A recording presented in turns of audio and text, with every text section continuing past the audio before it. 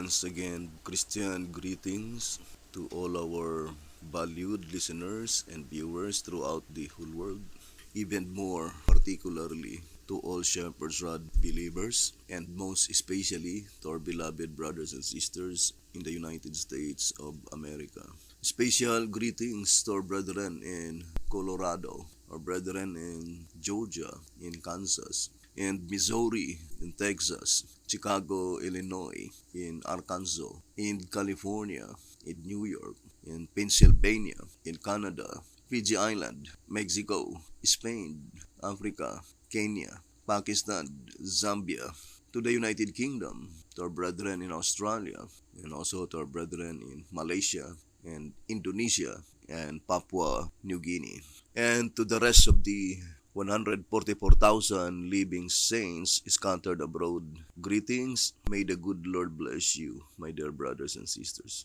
This is our special episode number 48, just an hour exposition of the prophecy as the last final warning message just prior to the close of provision. Still, we focus our attention to the subject concerning the 11th hour, the particular object in view in the parable in Matthew chapter 20. We already read on the old symbolic code according to 3 symbolic code, number 5 and 6, page 12.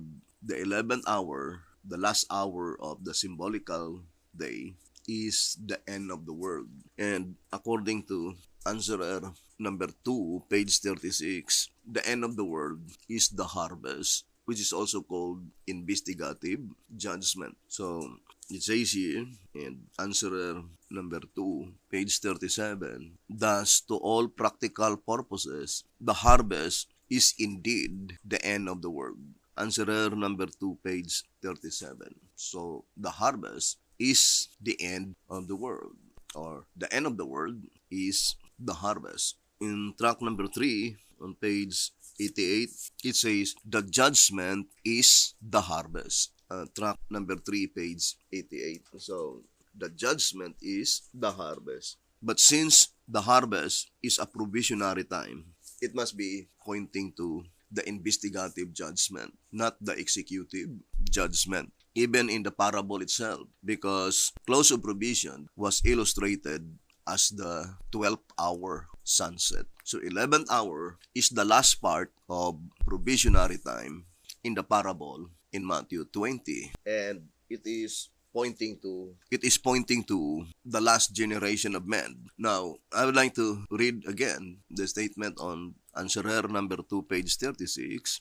It says, yes, according to the statement in question, the harvest is the end of provisionary time, taking place at, not after, the close of provision. And the fact that the investigative judgment acts upon one's case after his life career in relation to salvation has ended, and while provision still lingers, is another proof that the harvest is the last part of provisionary time. This accords with Jeremiah's statement, the harvest is past, the summer is ended, and we are not saved. Jeremiah 8 verse 20. It shows that the harvest is a period of time, having a beginning and ending, and that during its time, men are saved. And early writings, page 118, reveals that the third angel is the one who does the harvesting, while Matthew 13 verse 30 shows also that the angels separate the tares from the wheat in the time of harvest. Answerer number 2 on page 36. So, the 11th hour is the end of the world, and the end of the world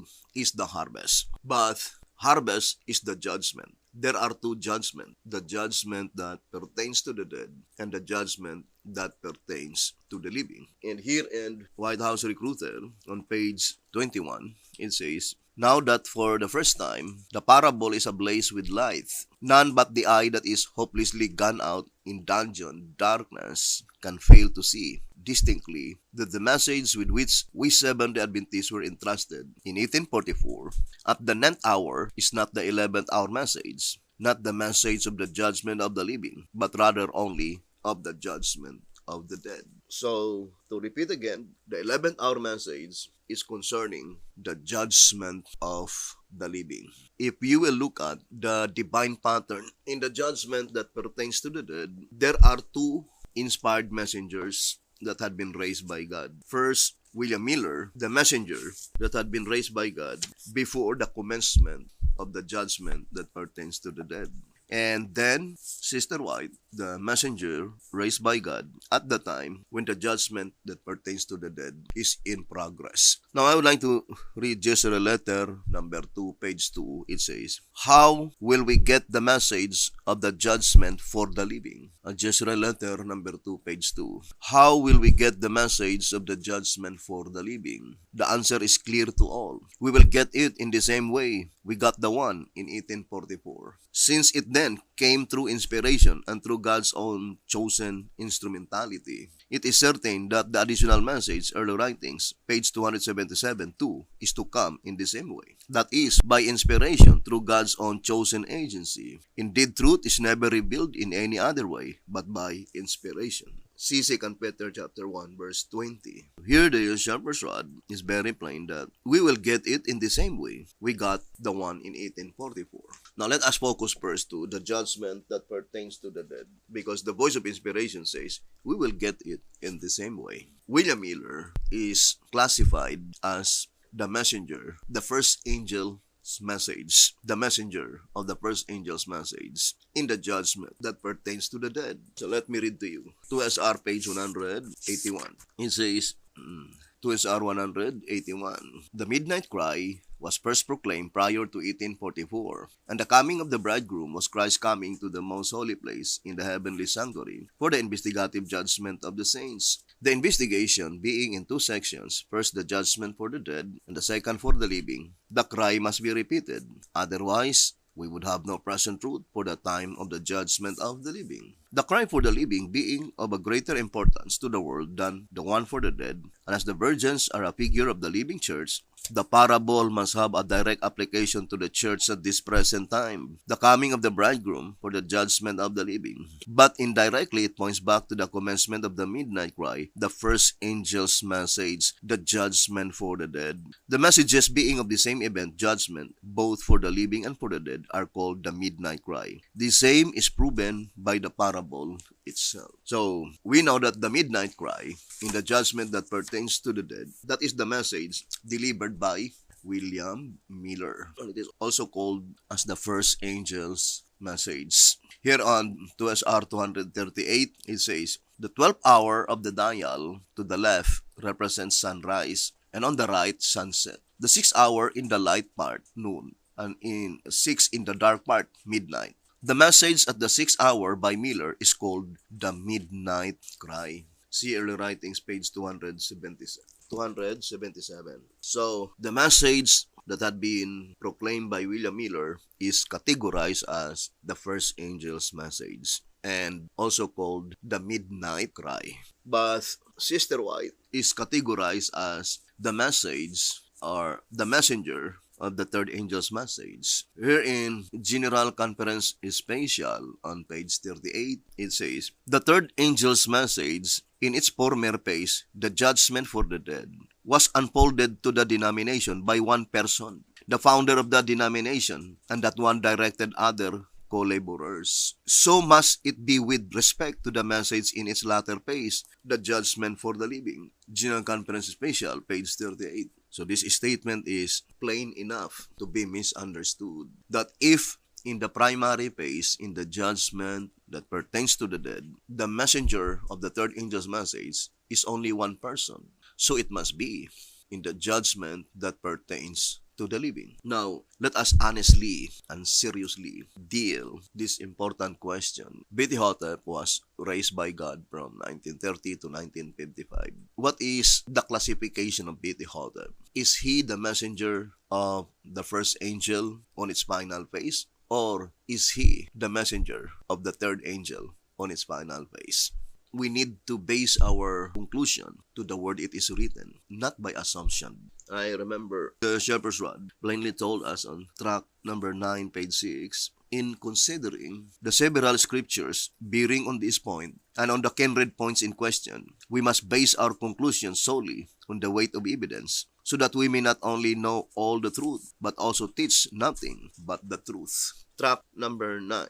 Page 6. or in the Great Controversy, 595, it says, before accepting any doctrine or precept, we should demand the plain, thus saith the Lord, in its support. Now, we already concretely established the absolute fact that if in the primary phase of the judgment, which is the judgment that pertains to the dead, there are two inspired messengers that had been raised by God. According to Jezreel letter number 2, page 2, we will get it in the same way in the judgment that pertains to the living. There must also two inspired messengers. Now, who is he, the messenger that had been raised by God prior to the commencement of the judgment that pertains to the living? The same with William Miller, categorized as the first angel's message. Now I would like to read the old symbolic code. 3 symbolic code number 1, page 9.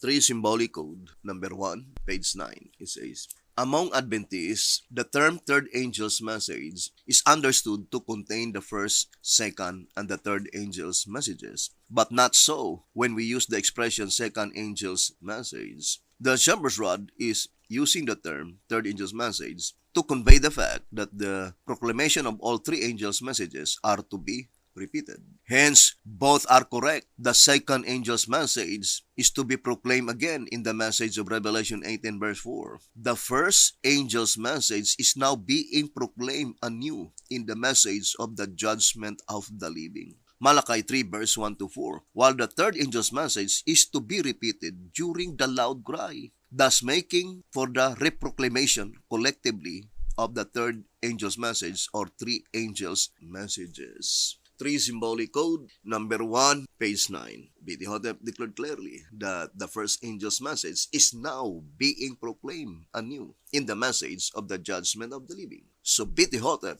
is the messenger of the first angel prior to the commencement of the judgment that pertains to the living. But the shepherd's rod made it so plain, the third angel's message is to be repeated during the loud cry. Now, I would like to read again, brothers and sisters, 2SR 230 and 231. And I would like to say that you might try to read the entire shepherd's rod publications, but you cannot provide any single citation that B.T. Hotep claimed that he was the messenger of the third angel in the judgment that pertains to the living. There is no such statement in the shepherd's rod. Remember, our reading says that if in the judgment that pertains to the dead, there is only one person categorized as the messenger of the third angel, so it must be in the judgment that pertains to the living. So I would like to read again in your conference special on page 38. It says, the third angel's message, in its former phase, the judgment for the dead, was unfolded to the denomination by one person, not two, only one person, the founder of the denomination, and that one directed other co-laborers. So must it be with respect to the message in its latter phase, the judgment for the living. So that statement perfectly corroborating to the statement in Jezreel letter number 2, page 2. We will get it in the same way we got the message of the judgment that pertains to the dead. There are two inspired messengers. First, William Miller, the messenger raised by God before the commencement of the judgment that pertains to the dead. And Sister White, the messenger that had been raised by God when the judgment that pertains to the dead is in progress. And to repeat again, we need to base our faith, we need to base our conclusion to the word it is written. And brothers and sisters, there is no such single citation in the shepherd's rod that B.T. Hotep claimed that he was the messenger of the third angel on its final phase. But categorically, he thus declared in 3 symbolic code number 1, page 9, that he was the messenger of the first angel's message in the judgment that pertains to the living. But the third angel's message, as well as the messenger, it must be repeated according to the reading during the loud cry. And it perfectly corroborates to the statement on 2SR 230 and 231, saying what is the message. The 11th hour message is none other than Revelation 18, the loud cry of the third angel. What is the 11th hour message? That is Revelation 18, the loud cry of the third angel. Now, our subject is concerning the 11th hour, which is called the end of the world, which is the harvest. And harvest is called loud cry. If you will read 2SR 173, it says, Blessed are the dead which die in the Lord from henceforth. 2SR page 173. Blessed are the dead which die in the Lord from henceforth. Yeah, said the Spirit, that they may rest from their labors, and their works do follow them. Revelation 14 verse 13. Which die from henceforth, that is from the commencement of the loud cry. Thus the word declares that some of the saints will be laid in the grave, even during the time of the harvest, loud cry. So what is harvest? Loud cry. But, brothers and sisters, the first section of the harvest is the sealing of the 144,000. Now, let's read again the statement in answerer number 1, track number 1 rather, page 20. Track number 1 on page 20, it says, Since the purification or the sealing came at the commencement of the loud cry, as we have already seen, the 144,000 are therefore the first fruits, the first to be sealed. When does the commencement of the loud cry? That is the sealing of the 144,000. Brothers and sisters, in this subject, I would like to focus first to the living saints, which is the 144,000 living saints, spiritual Israel, and also the foolish virgins, the living wicked. Remember, in our quotation in answerer number 2, page 36, B.T. Hotep quoted Jeremiah 8, verse 20. And of course, Jeremiah 8, verse 20 is referring to the foolish virgins. I would like to read again the statement in track number 3, page 70 and page 71. It says, The second section of the separation thus being completed, probationary time is close, whereupon from the wicked will be heard the horrible wail of doom. The harvest is past, the summer is ended, and we are not saved. Jeremiah 8, verse 20. This being the dreadful experience of the tares in Babylon, in the second section of the harvest, there must, as a type, be a similar and precedent experience for the tares in the Laodicean church in the first section of the harvest. So let's focus first to the first section of the harvest, the tares in the Laodicean church. And of course, the reason why we study this subject is to completely avoid to be a part of that people that with bitter lamentation they will cry out, the harvest is past, the summer is ended, and we are not saved. Remember, brothers and sisters, that statement is the same with the statement on 2SR 183 and 2SR 184. I would like to read the statement. It says, Now, why were they unconcerned at first and very jealous at last? And then it says, the experience in this instance is about the same as that of the deluge. While Noah preached the coming of the flood, the world paid little attention to this message. But those who believed went into the ark at a given time, and the door was closed. Do not forget that statement. There was a given time. The same with the statement on the great controversy on 323, saying, Another kind of evidence that vitally affected my mind, he says, was the chronology of the scriptures. I found that predicted events which had been fulfilled in the past often occurred within a given time. Then it says, the events limited by these times were all once only a matter of prophecy and were fulfilled in accordance with the predictions. Now let's go back again to the reading in 2SR page 183. It says, While Noah preached the coming of the flood, the world paid little attention to this message. But those who believed went into the ark at a given time, and the door was closed. But not long afterwards, signs of Noah's prediction appeared, and as drops of rain began to fall, the wicked multitude became alarmed and rushed for the ark. But the door was closed, and they were left out. The door that was shut is a symbol showing that provision for the church had closed just shortly after the foolish virgins became alarmed. But it was not a change of heart, only the fear of losing out. Their course of action had left them without the seal. The man with the writer's inkhorn had passed them by. What a terrible mistake. What a disappointment. Almost saved, but entirely lost. When would be this prophecy will find its fulfillment? Jeremiah 8 verse 20.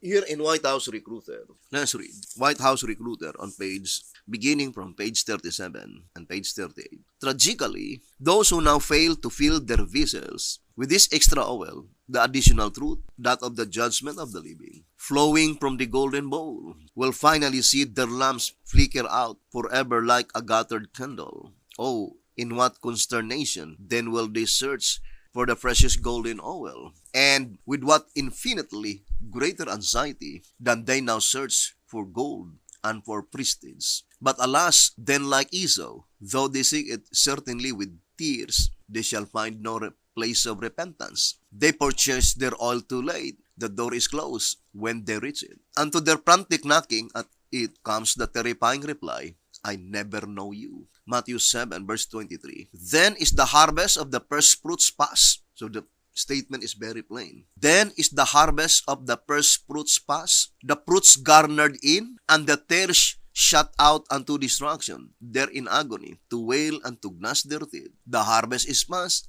the summer is ended, and we are not saved. So Jeremiah 8 verse 20 is primarily applied to the first section of the harvest. The statement, then the harvest of the first fruits past, can be easily understood. The sealing of the 144,000 living saints is finished. The sealing of the 144,000 living saints is completed, because the shepherd's rod declared clearly in 2SR page 165.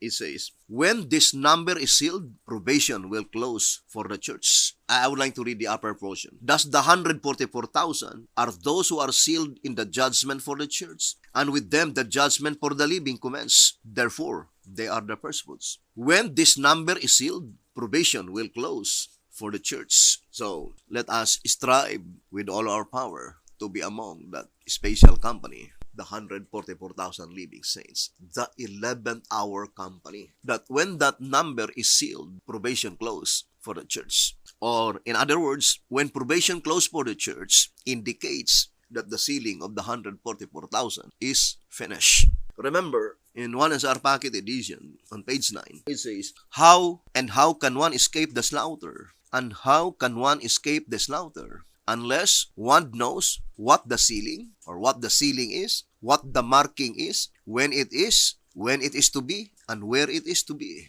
So unless we have a complete understanding what the sealing is, what the marking is, when it is to be, and where it is to be. 1SR Packet Edition, page 9. And I remember the statement in 1SR page 14 and page 15 saying, if we do not understand the subject of the 144,000, if we do not understand the subject of the 144,000, we may not be sealed. For it would be worthless to understand it after the sealing. It would be worthless to understand it after the sealing. And that is the attitude of the foolish virgins. They became alarmed. They were willing to pay the price. But at the time when the sealing is finished, brothers and sisters, this statement in 2SR page 147 is even reality. Saying, 2SR page 147, will you, brother, will you, sister, adorn yourself with the righteousness of Christ? Or will you wait a little longer until after the harvest is past? Someone shall utter the following words in great disappointment. The harvest is past, the summer is ended, and we are not saved. Jeremiah 8:20. Shall you or shall I? So it's very important to understand the subject, the harvest, before the harvest is past. We read several times that according to track number 5, page 74, it says, it will be noted that the 144,000 are called the first fruits, denoting that they are sealed at the beginning of the harvest. When thus the first fruits, the 144,000 living saints, are sealed?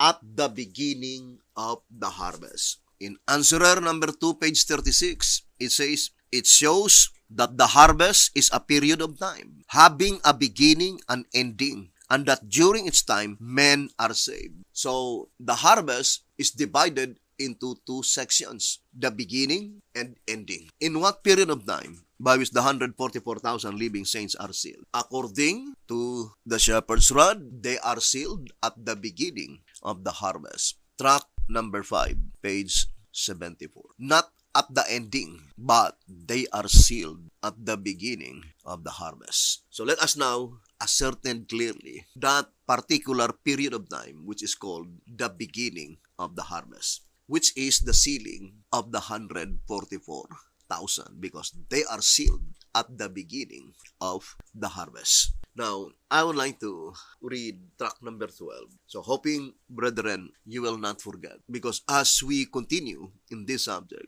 we will be getting clearer and clearer. And we completely base our study only in the word it is written, the Shepherd's Rod Publications. So I would like to repeat again, according to 3 Symbolic Code, 5 and 6, page 12, the 11th hour is the end of the world. And according to the Shepherd's Rod, answerer number 2, page 37, the end of the world is the harvest. And in track number 3, page 88, the harvest is the judgment. But according to answerer number 2, page 36, the harvest being provisionary time, it is called investigative judgment. Because there are two judgments, investigative and executive. The executive judgment in the parable in Matthew 20 was illustrated by sunset, indicates close of provision. Now, let us proceed to our subject. Brothers and sisters, we should not, however, forget that from the baptism of Jesus Christ down to the close of provision is divided into 3 periods: sowing, growing, and harvest. And we read several times that according to track number 3, page 65, saying, and though harvest time is the shortest of all the periods. So the harvest time is the shortest of all the periods. And we always emphasize, as stated in 2SR 118, that grammatical rule is followed in the scriptures, and it is one way to recognize present truth. The word shortest is an adjective in superlative degree because adjective has 3 degrees of comparisons. The first degree is positive. It is called short. The second degree is comparative. It must be shorter. But the word shortest is superlative degree. And superlative degree is used to compare at least 3 or more than 3. But in this instance, it points out to the 3 periods: sowing, growing, and harvest. And according to the Shepherd's Rod, in these 3 periods, sowing, growing, and harvest, the harvest is the shortest. We will no longer focus to the harvest that pertains to the dead, but we will focus our attention to the harvest that pertains to the living, because that is the particular object in view. Now, in track number 3, page 58, it says, the 3.5 years from the beginning of Christ's ministry to his crucifixion being the sowing time. How many years the sowing time? 3.5 years, or 42 months, or 1,260 days. That is the entire period of the sowing time. So the harvest, being the shortest, it will not exceed more than 3.5 years. So the harvest must be shorter than 3.5 years. But we are focusing to the harvest that pertains to the first fruits, the 144,000, by which they are sealed at the beginning of the harvest. Because harvest is divided into 2 periods,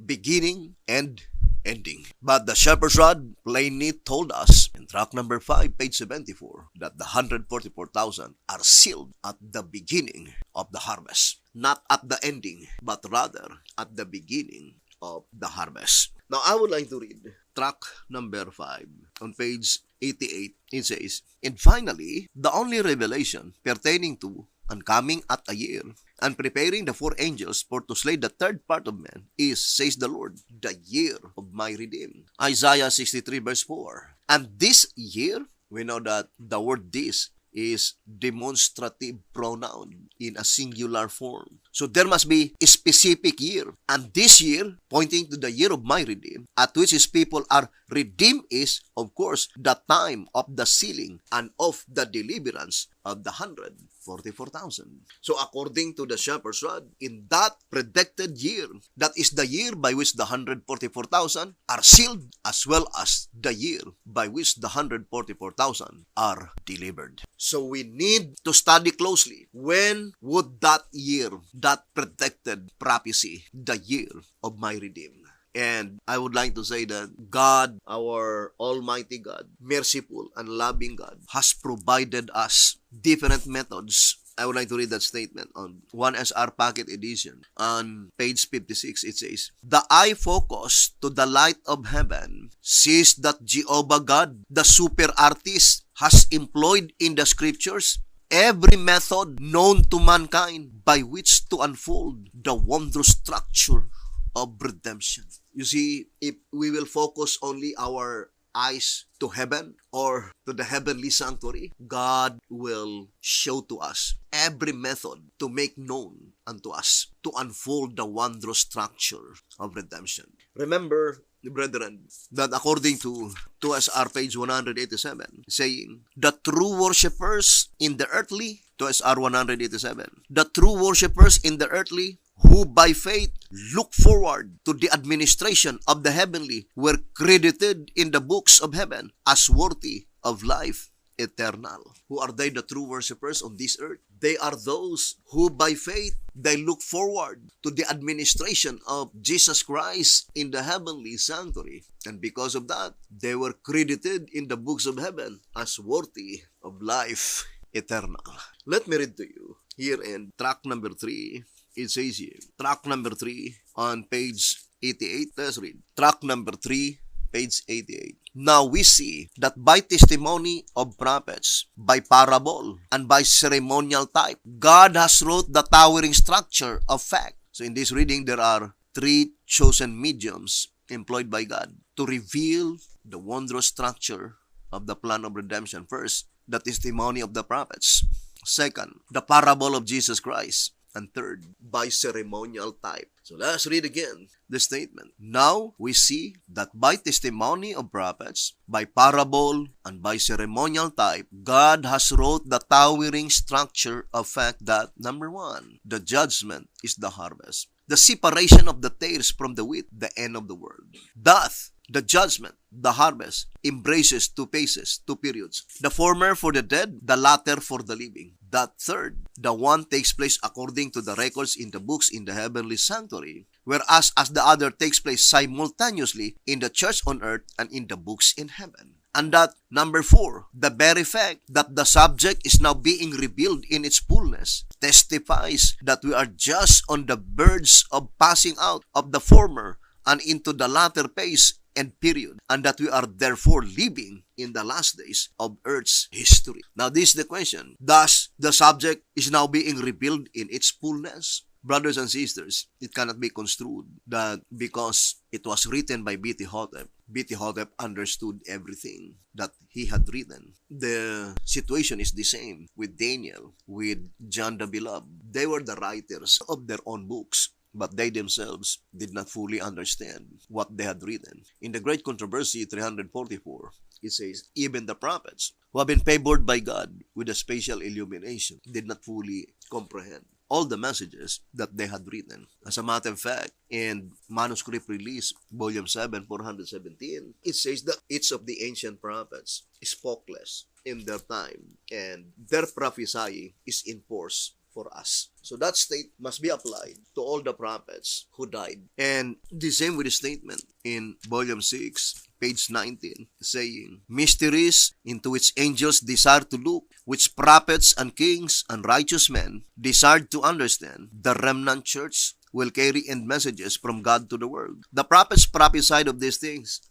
and they longed to understand that which they foretold, but to them this privilege was not given. They longed to see what we see, and to hear what we hear, but they could not. This statement must be directly applied to the saints that will no longer to taste death. The remnant church, by which according to early writings, it points out to the church in the last generation. It says here in early writings 143, this remnant, existing amid the signs and wonders that usher in the great and terrible day of the Lord, is doubtless the remnant of the seed of the woman spoken of in Revelation 12:17, the last generation of the church on earth. And it could not be in the days of Pentecost. So brothers and sisters, how lucky we are, because we, the last generation, according to Spiritual Gifts, Book 3, page 26, the generation by which God designs to fit for translation without seeing death. God has provided us all the necessary information. The evidences are sufficient